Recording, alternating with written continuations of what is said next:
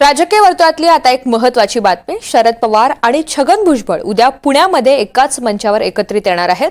सावित्रीबाई फुले यांच्या जयंतीनिमित्त भुजबळ पवार एकाच मंचावर पाहायला मिळतील। पुण्यामध्ये उद्या चाकण एपीएमसी मार्केटमध्ये एका कार्यक्रमाचं आयोजन करण्यात आलेलं आहे। दिलीप वळसे पाटील यांना सुद्धा याच कार्यक्रमाचं आमंत्रण हे देण्यात आलेलं आहे। त्यामुळे एकाच मंचावर हे दोन मोठे नेते असणार आहेत।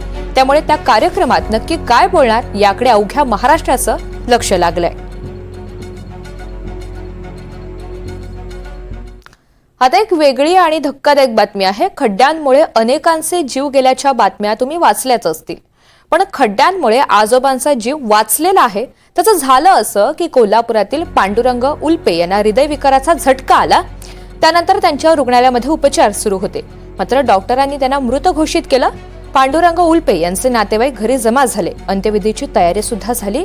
रुग्णालयामधून आजोबांना घरी घेऊन जात असताना रस्त्यावरच्या खड्ड्यांमुळे रुग्णवाहिकेला धक्का बसला। त्याचवेळी पांडुरंग उल्पे यांच्या शरीराची हालचाल सुरू झाली। नातेवाईकांनी पांडुरंग तात्या यांना पुन्हा रुग्णालयामध्ये दाखल केलं आणि आज पांडुरंग उल्पे तात्या आपल्या पायावर उभे राहून घराकडे चालत आहेत। ते बसले होते घरात, त्यांना चक्कर वगैरे आल्यासारखं जाणवलं, घाम वगैरे फुटलेला।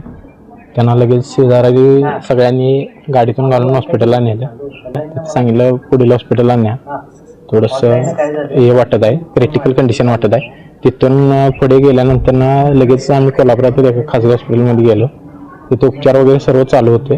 त्यांचे उपचार चालू असताना तब्येत थोडी खालवत निघाली। त्यांची कंडिशन क्रिटिकल होत चाललेली, डॉक्टरांचे उपचार चालूच होते। त्यावेळेला नंतर डॉक्टरांनी सांगितले की त्यांची प्राणज्योत मालवत चालली आहे। त्यावेळेला आम्ही ॲम्ब्युलन्समधून घेऊन येताना कसब्यावाड्यात चौगली गलीच्या आसपास स्पीड ब्रेकरवरून गाडी गेल्यानंतर त्यांचा थोडासा हात हल्ल्यागत झाला।